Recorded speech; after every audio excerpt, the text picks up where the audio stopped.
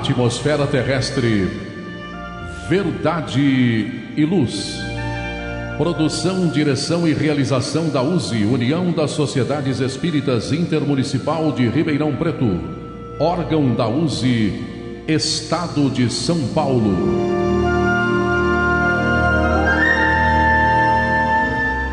Verdade e Luz.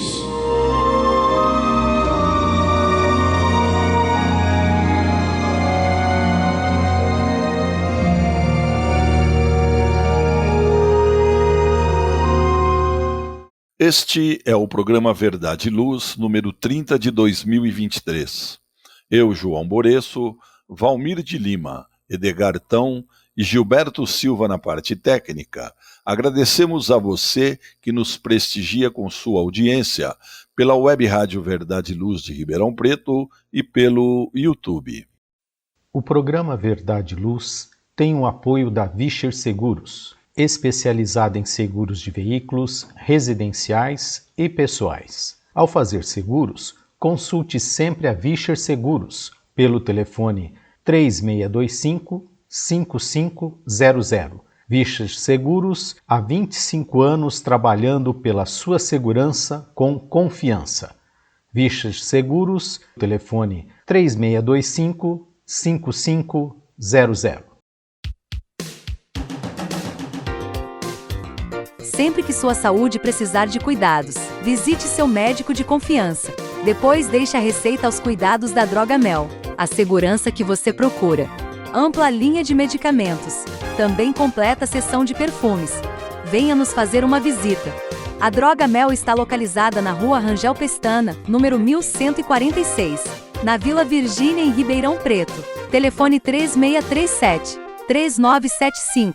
WhatsApp 98268-0600. Drogamel, um doce atendimento.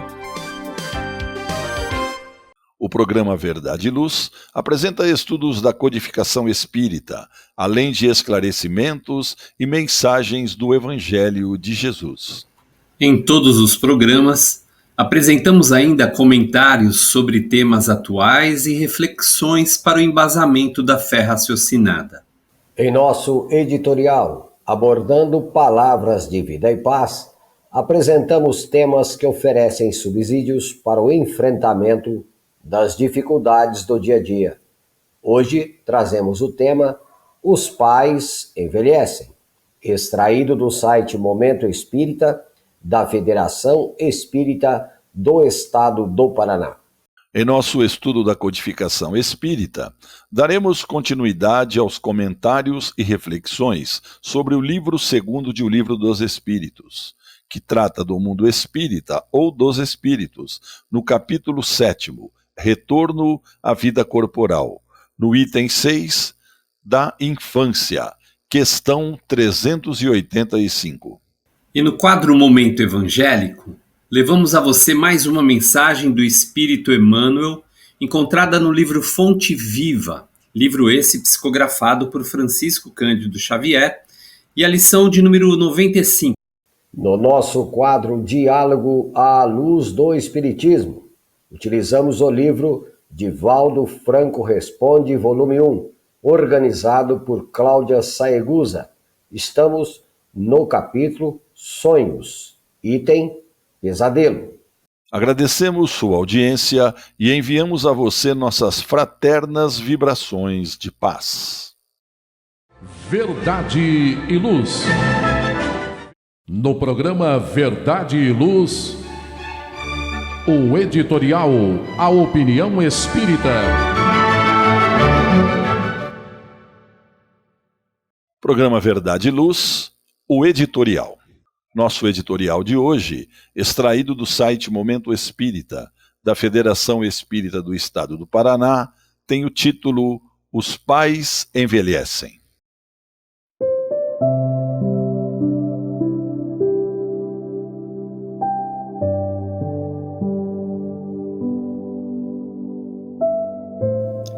Talvez a mais rica, forte e profunda experiência da caminhada humana seja a de ter um filho, plena de emoções, por vezes angustiante, Ser pai ou mãe é provar os limites que constituem o sal e o mel do ato de amar alguém.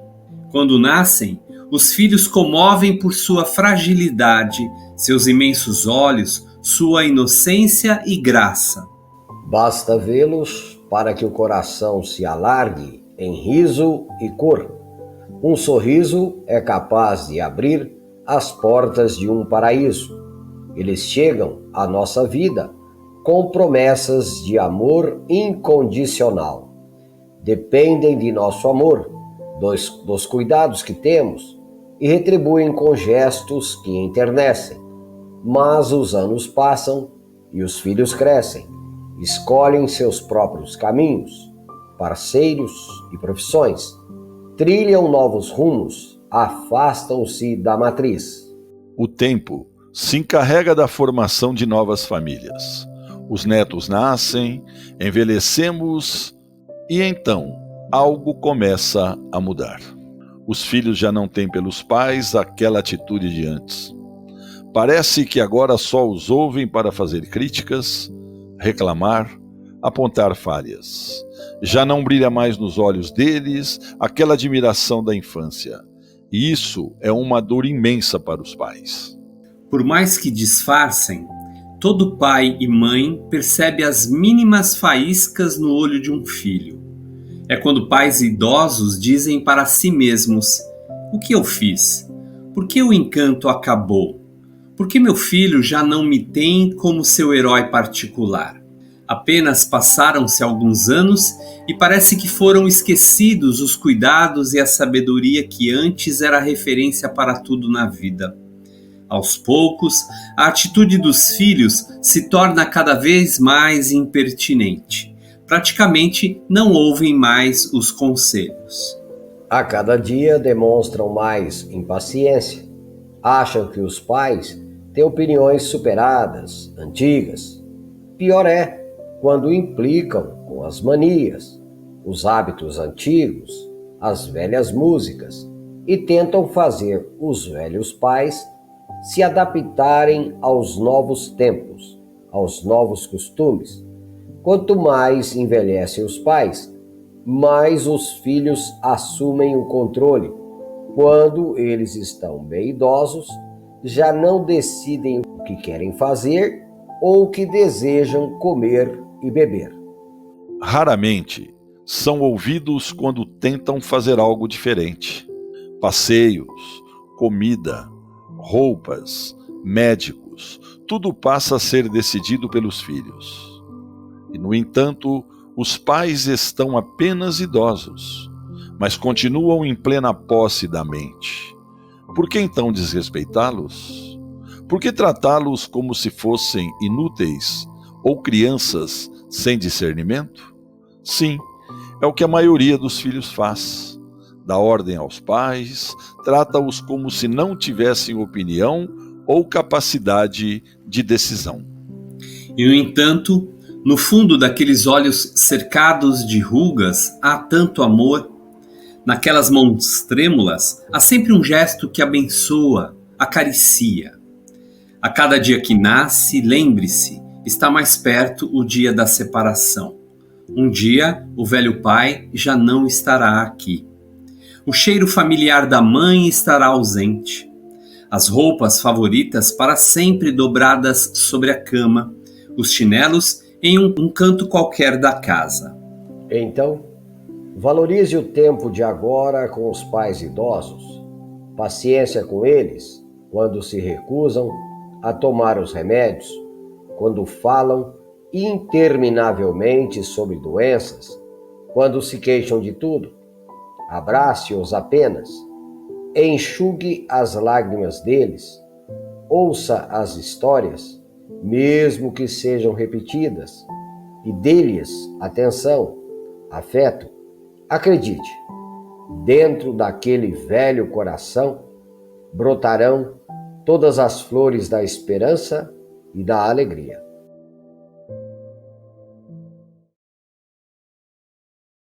Verdade e Luz.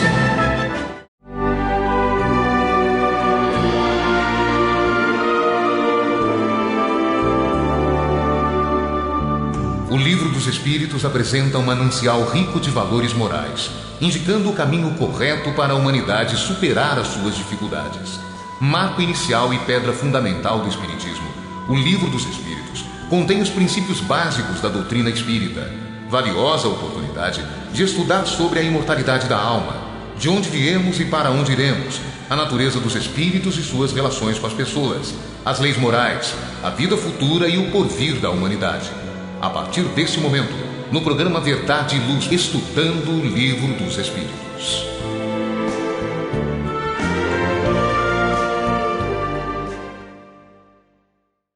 Programa Verdade e Luz de número 30 de 2023. Agora o quadro Estudo de O Livro dos Espíritos. Nós estamos no livro 2º, Mundo Espírita ou dos Espíritos, no capítulo 7º, Retorno à Vida Corporal. Item 6, da infância. Pergunta 385. Qual o motivo da mudança que se opera no seu caráter a uma certa idade, e particularmente ao sair da adolescência? É o espírito que se modifica? Edgar. Aqui nessa resposta, os espíritos reveladores trazem o seguinte: é o espírito que retoma a sua natureza e se mostra tal qual era. Não conheceis o mistério que as crianças ocultam em sua inocência. Não sabeis o que elas são, nem o que foram, nem o que serão. E, no entanto, as amais e acariciais como se fossem uma parte de vós mesmos, de tal maneira que o amor de uma mãe por seus filhos é reputado como o maior amor que um ser possa ter por outros seres. De onde vem essa doce afeição, essa terna complacência que até mesmo os estranhos experimentam por uma criança? Vós sabeis? Não, e é isso que eu vou explicar. As crianças são os seres que Deus envia à nova existência. E para que não possam acusá-lo de demasiada severidade, dá-lhes todas as aparências de inocência. Mesmo numa criança de natureza má, suas faltas são cobertas pela não consciência dos atos. Esta inocência não é uma superioridade real em relação ao que elas eram antes. Não é apenas a imagem do que elas deveriam ser. E se não o são, é sobre elas somente que recai a culpa. Mas não é somente por elas que Deus lhes dá esse aspecto. É também e sobretudo por seus pais, cujo amor é necessário à fragilidade infantil. E esse amor seria extraordinariamente enfraquecido pela presença de um caráter impertinente e acerbo, enquanto que, supondo os filhos bons e ternos, dão-lhes toda a afeição e os envolvem nos mais delicados cuidados.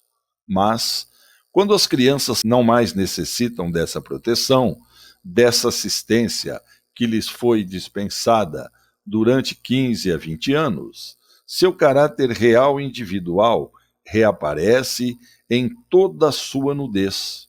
Permanecem boas, se eram fundamentalmente boas, mas se irisam sempre de matizes que estavam ocultas na primeira infância. Vedes que os caminhos de Deus são sempre os melhores, e que quando se tem o coração puro, é fácil conceber-se a explicação a respeito. Com efeito, ponderai que o espírito da criança que nasce entre vós pode vir de um mundo em que tem adquirido hábitos inteiramente diferentes. Como quereríeis que permanecesse no vosso meio esse novo ser que traz paixões tão diversas das que possuis, inclinações e gostos inteiramente opostos aos vossos? Como quereríeis que se incorporasse no vosso ambiente, senão como Deus quis, ou seja, depois de haver passado pela preparação da infância? Nesta vem confundir-se todos os pensamentos, todos os caracteres, todas as variedades de seres engendrados por essa multidão de mundos em que se desenvolvem as criaturas. E vós mesmos, ao morrer, estareis numa espécie de infância, no meio de novos irmãos, e na vossa nova existência não terrena ignorareis os hábitos, os costumes, as formas de relação desse mundo, novo para vós. Manejareis com dificuldade uma língua que não estáis habituados a falar, língua mais vivaz do que o é atualmente o vosso pensamento. A infância tem ainda outra utilidade. Os espíritos não ingressam na vida corpórea senão para se aperfeiçoarem, para se melhorarem. A debilidade dos primeiros anos a torna flexíveis, acessíveis aos conselhos da experiência e daqueles que devem fazê-los progredir. É então que se pode reformar o seu caráter e reprimir as suas más tendências. Esse é o dever que Deus confiou aos pais, missão sagrada pela qual terão de responder. É assim que a infância não é somente útil, necessária, indispensável, mas ainda a consequência natural das leis que Deus estabeleceu e que regem o universo. Voltaremos após o nosso intervalo para darmos continuidade ao nosso estudo com um comentário a respeito dessa pergunta.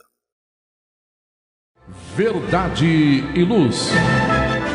Olá, a Livraria Verdade e Luz reabriu. Atendemos pelo WhatsApp 16 92000 3870 com delivery. Enviamos os livros para você. Consulte a taxa de entrega. Use Ribeirão, mais perto de você.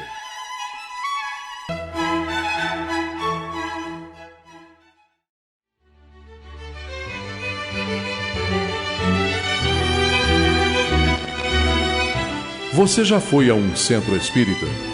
O centro espírita é uma escola onde podemos aprender e ensinar, espalhar o bem e exercitar a solidariedade. Existe sempre um centro espírita perto de você, com horário e dia de sua conveniência. Faça parte de um centro espírita. Aprenda a dividir, a estudar junto, a trocar sorrisos e experiências. No centro espírita, você encontra amigos e faz mais amigos.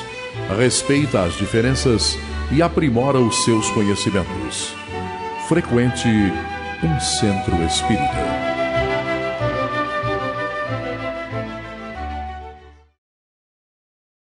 Verdade e Luz. Voltamos ao estudo do Livro dos Espíritos. Estamos no livro 2º, Mundo Espírita ou dos Espíritos, no capítulo 7º, Retorno à Vida Corporal, no item 6 da infância. Vamos agora aos comentários sobre a pergunta número 385, começando com o Edgar, depois passando para o nosso amigo Valmir. Edgar. A resposta apresentada pelos espíritos reveladores a essa questão 385, antes de mais nada, amigos e amigas que nos ouvem e que nos assistem, ela deve ser vista como uma explicação que ele dá para essa mudança, vamos dizer assim, de caráter, de ideias, de posicionamentos naturalmente crescente à medida em que esse espírito reencarnado acaba, portanto, por solidificar a sua própria reencarnação. Nós não ignoramos que a infância representa um estado muito peculiar ao espírito e que, naturalmente, ela se caracteriza por um certo torpor, por uma certa expressão de ingenuidade, de falta de conhecimento. O espírito premido pelas forças do corpo ele acaba se vendo algo limitado por elas. Não obstante essa limitação, se estenderá durante toda a sua vida encarnada, na infância especialmente, isso se caracteriza ainda mais fortemente. Portanto, não se trata que o espírito muda a sua natureza, mas como os próprios espíritos que respondem a Kardec aqui, ele acaba acessando, penetrando determinadas inclinações, determinadas tendências, ideias,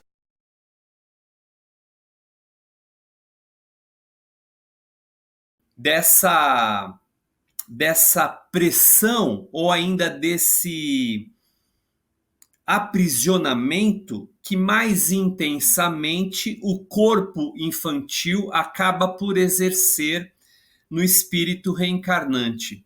E isso, como os espíritos asseveram, também é necessário, porque essa é uma fase onde o espírito estará mais permeável às orientações, aos mecanismos educativos, ao desenvolvimento de determinados atributos de ordem moral e assim por diante.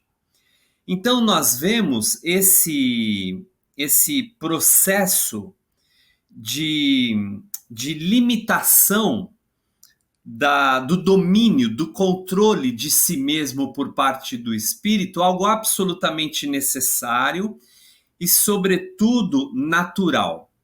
A partir de determinado momento, portanto, o espírito vai ver-se mais potencialmente livre, cujas ideias, inclinações, tendências e necessidades também, é claro, acabam se acentuando, permitindo que ele próprio, sob o domínio de suas forças, possa naturalmente conduzir a sua existência de acordo com os imperativos da lei, é verdade, mas sobretudo de acordo também com o seu próprio livre-arbítrio, as suas próprias escolhas e realizações.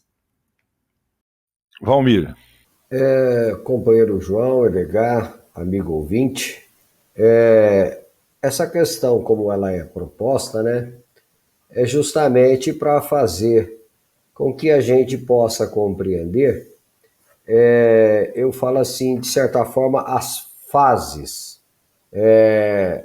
que o espírito passa durante a sua encarnação.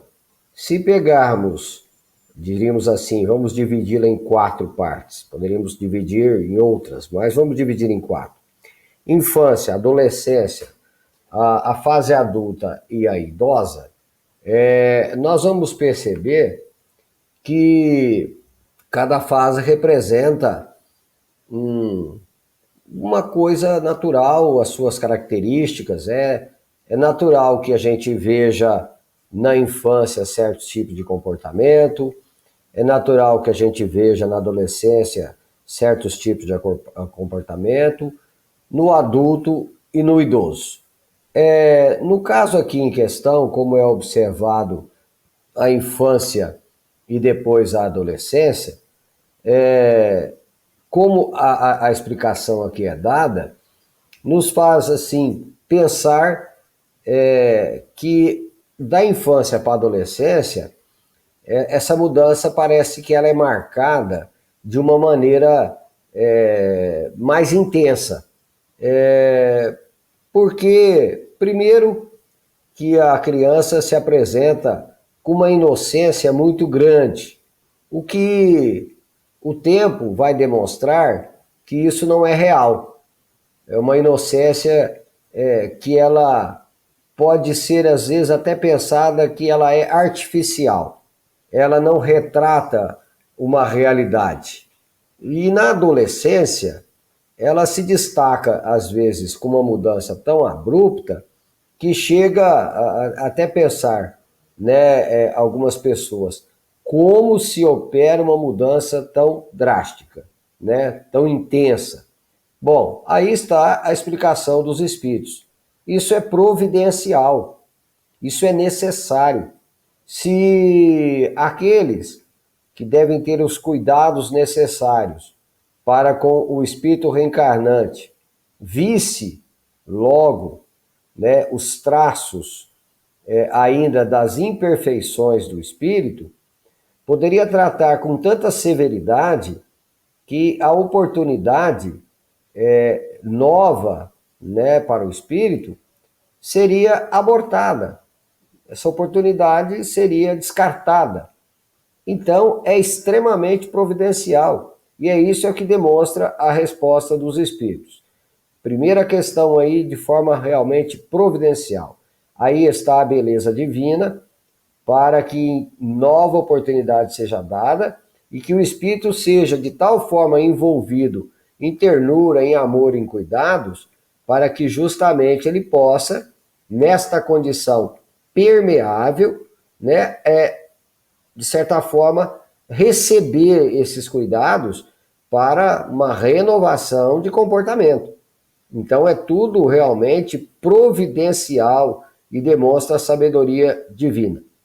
Então, além das outras faces da explicação, né, levando em conta que há muitas moradas na casa do Pai, a casa do Pai é o universo, e há muitos mundos, também os espíritos passam por tantas experiências, tantos mundos, tantas realidades, e ele precisa de um tempo no novo orbe para ele se adaptar, dentre as explicações que foi aí observada. Então, assim como ele fala também que quando desencarnarmos, que estivermos novamente ou num meio muito diferente do que estávamos acostumados, novos hábitos, nova linguagem, novos comportamentos, para nós será também um meio de readaptação. E seremos quase que estranhos nesta realidade. Então, nesse processo, então, de trânsito para uma realidade e outra, nós estaremos no processo de introspecção. Porque todas as vezes que chega um desafio, uma situação nova, há um processo natural de fazermos uma introspecção, uma análise da situação em que estamos envolvidos e depois tomarmos as nossas decisões. Então, onde que aí nasce a postura das análises que fizemos, dos recursos que temos íntimos e respondendo ao meio, à situação. Então, o meio tem uma influência muito grande. Se o meio for muito hostil, também a criança demonstrará hostilidade, o adolescente mostrará hostilidade. Agora, se o meio for favorável, como ela está numa fase permeável, né, ela fará um processo introspectivo e se apresentará muitas vezes na infância, até mesmo na condição de adulto, de acordo com o meio em que ela estava. Então, olha aí como a situação ela é grave e séria para todos aqueles que têm a responsabilidade da educação. É um pensamento aí que podemos oferecer para a questão. Viu, Edgar e Valmir? Realmente muito importante que vocês colocaram, porque todas as fases da vida, elas têm sua importância mesmo, né? Porque você vê, o bebê, quando nasce, tudo bem? Você falou, Valmir, pensou se ali ele já mostrasse, conforme passar um pouquinho o tempo, quem ele era? Ou se uma mãe ou um pai, de repente, olhasse naquele bebê e já visse ali um inimigo do passado? Então aí também entra a bênção do esquecimento. Porque e quando as coisas vão se desenvolvendo, aí sim, não que a gente vai lembrar o que nós fomos no passado, mas já vai tendo mais condição de desenvolver uma educação, de se compreender mais. Então todas as fases da vida são importantíssimas, não é verdade? Até desde a mais tenra até na adolescência, na juventude. Realmente é interessante essa pergunta aí, né? Porque tem muita gente... Oi.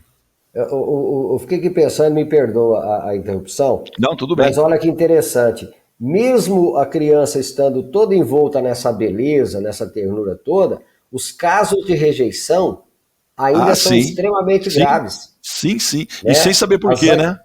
Exatamente. As agressões pelos pais ou pelos tutores, às vezes é coisa assim gravíssima. Agora você imagina razão. O Verdade. Choque de uma parte e da outra diante de uma situação dessa natureza. Verdade. Mesmo com tudo isso, que a providência divina colocou, ainda há casos de rejeições extremamente graves. E isso explica, né? Isso é explicado pelas diversas reencarnações, né? Exatamente. Você entende, né? Pelas diversas, mas realmente você tem razão. Foi muito boa a explicação tua e do Edgar. Muito obrigado. Vamos seguir em frente então com o nosso programa Verdade e Luz. Verdade e Luz.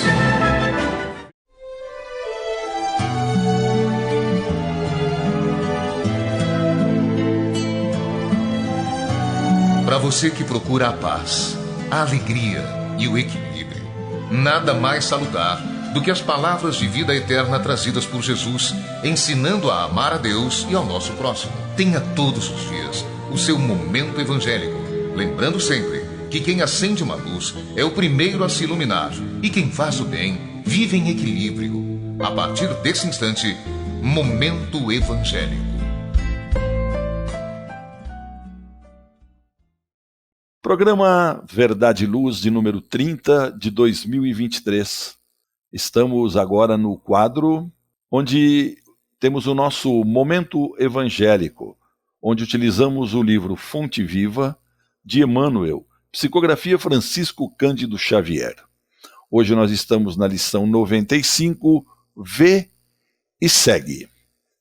Todas as lições desse livro, elas vêm precedidas de uma citação. Essa está em João, capítulo 9, versículo 25, e diz assim: Uma coisa sei, eu era cego e agora vejo.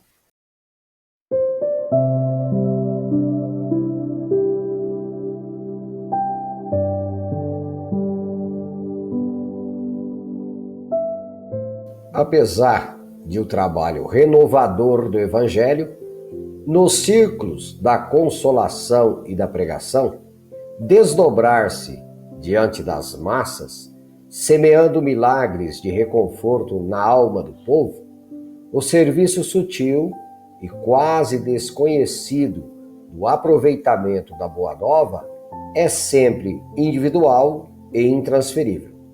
Os aprendizes da vida cristã, na atividade vulgar do caminho, desfrutam do conceito de normalidade, mas se não gozam de vantagens observáveis no imediatismo da experiência humana, quais sejam as da consolação, do estímulo ou da prosperidade material, de maneira a gravarem o ensinamento vivo de Jesus nas próprias vidas, passam à categoria de pessoas estranhas, muitas vezes ante os próprios companheiros de ministério.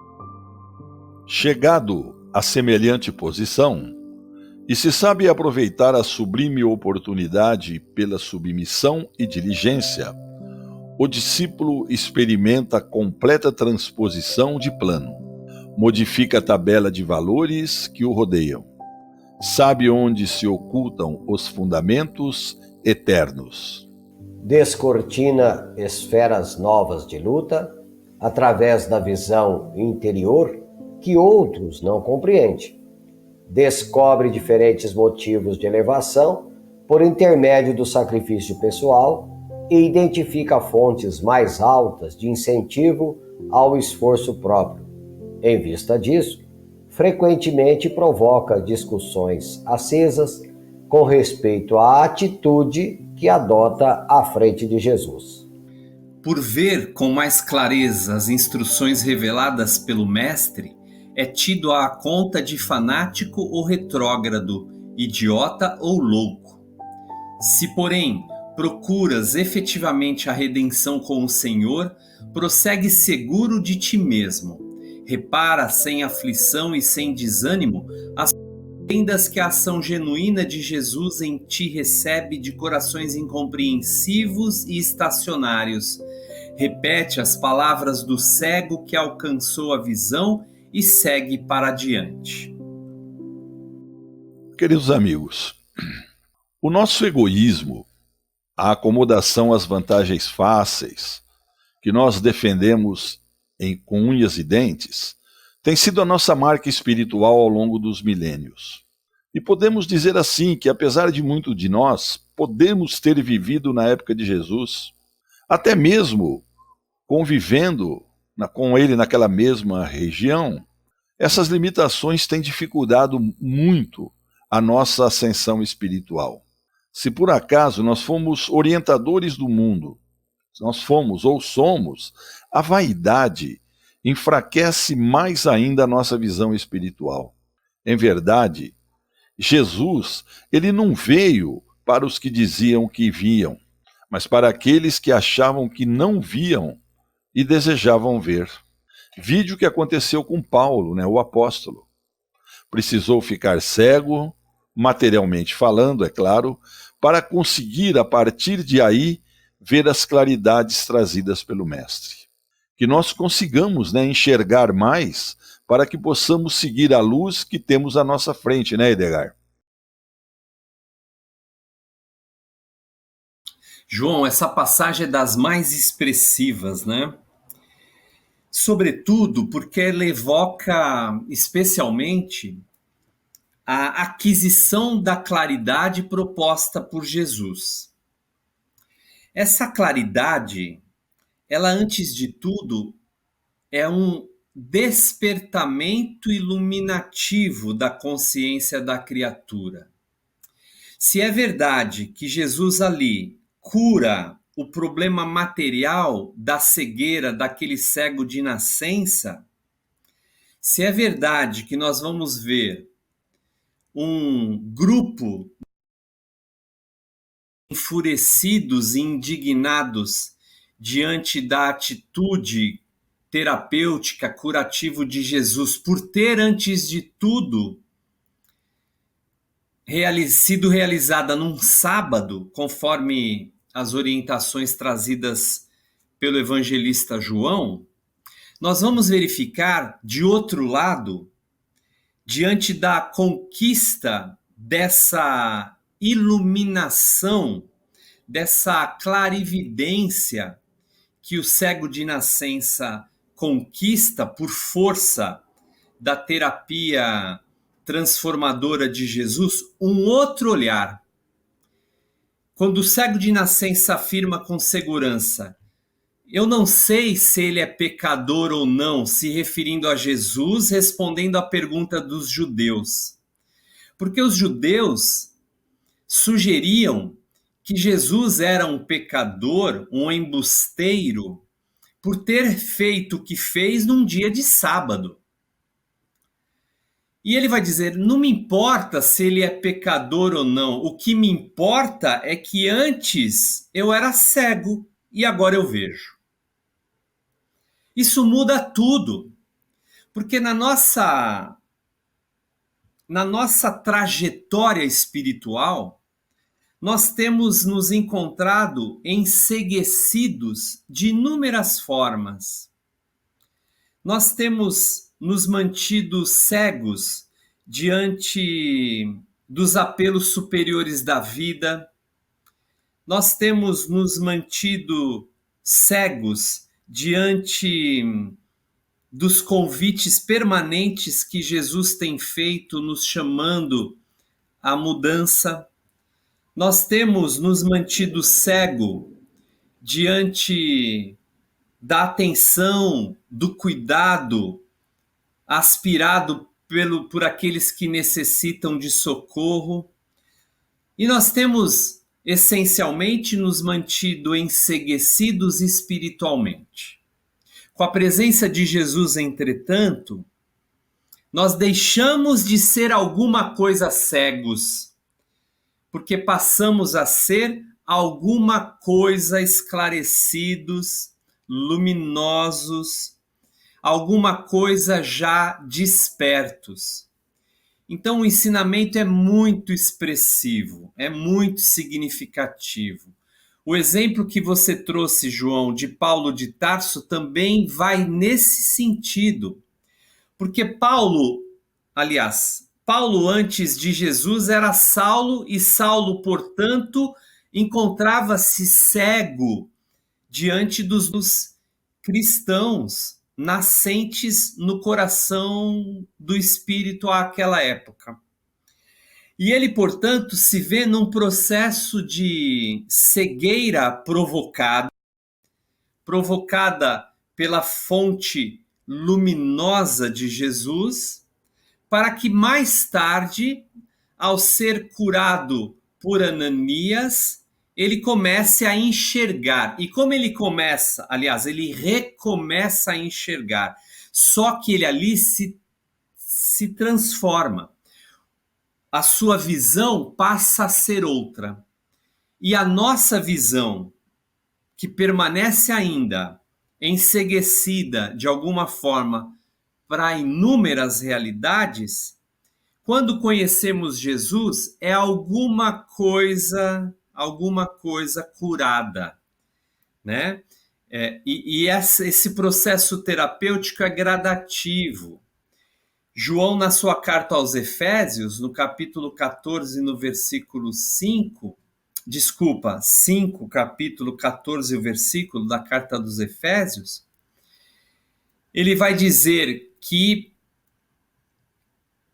é imperativo nos despertarmos diante dos mortos, enceguecidos para a verdadeira vida, é esse o sentido da metáfora paulina, porque só aí Cristo nos esclarecerá no sentido da iluminação, no sentido do despertamento. Então é claro que nós temos muito do cego de nascença ainda, e é claro que aos poucos vamos sendo iluminados pela presença e ensinamentos e exemplos de Jesus. João Moresso, Valmir de Lima, amigos e amigas. Muito bom. Ô Valmir, você quer dar a tua opinião sobre esse capítulo? Olha, João, o companheiro Edgar foi muito feliz na exposição dele, mas o que me chamou a atenção, que, como é observado aqui, o serviço sutil e quase desconhecido do verdadeiro aproveitamento, né, dos ensinos de Jesus, esse muitas vezes ele passa despercebido. As pessoas têm ainda, quase que numa grande maioria, visto o ensino de Jesus, a aproximação com as religiões, num contexto ainda da tal da filosofia da prosperidade material.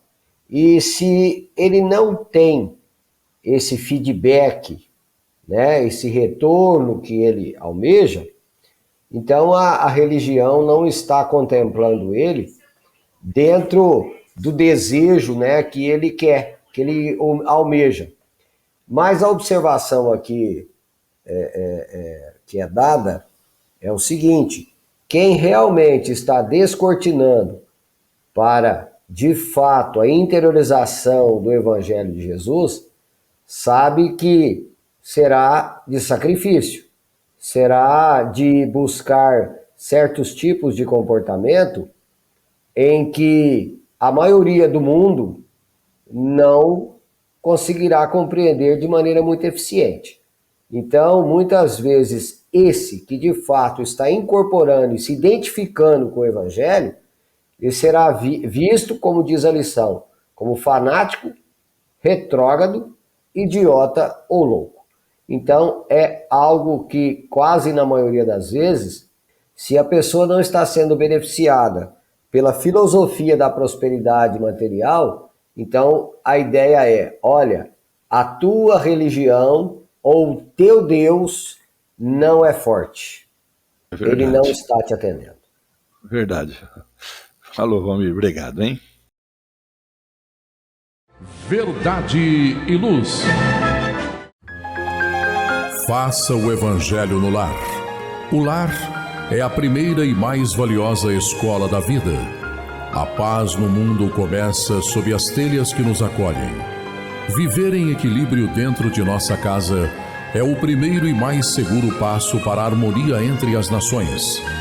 Fortaleça os laços de fraternidade, realizando o Evangelho no lar frequentemente. Verdade e Luz. Num mundo cheio de contrastes, onde o mal parece sempre derrotar o bem, por que existe tanta desarmonia? A sociedade nunca terá paz? Já entendemos as lições trazidas por Jesus? Seguir seus passos é possível? Quando teremos felicidade? Todas essas questões e muitas outras serão respondidas a partir de agora, com o programa Diálogo à Luz do Espiritismo.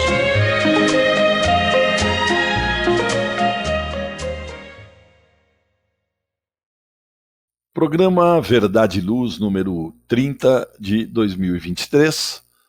Estamos aqui pela sua web rádio Verdade e Luz e pelo YouTube.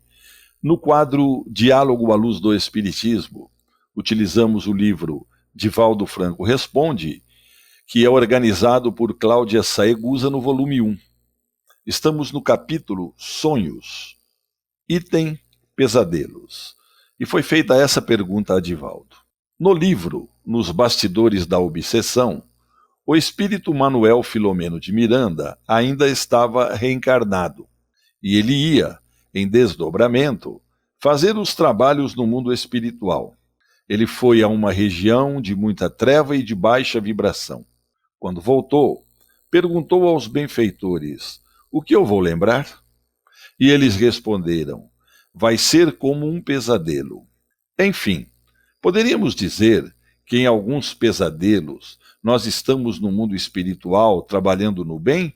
Aqui Divaldo Franco responde da seguinte forma: sim, quando estamos trabalhando em favor do bem, ao retornarmos, temos sensações eufóricas de vermos, por exemplo, pessoas queridas, seres angelicais, Jesus Cristo, Maria Santíssima. É como o nosso cérebro decodifica as imagens com as quais não se está familiarizado. Mas quando se trata dessas regiões de sofrimento e angústia, como no caso em tela, ao qual Filomeno de Miranda se refere ao anfiteatro, aquela região que era comandada por um espírito grande hipnotizador. Então, com sensações desagradáveis, as imagens são convertidas em angústia e estados de aflição sem aparente causa.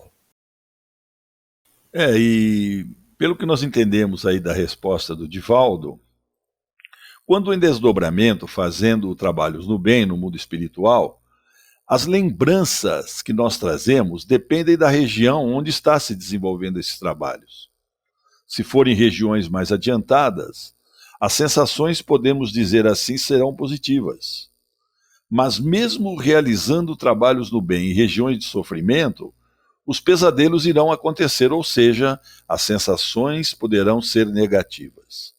Então as sensações, elas não serão pelo trabalho que nós realizamos, mas sim de acordo com a região onde se realizam esses trabalhos. Muito interessante isso, né, Valmir? Muito, muito interessante.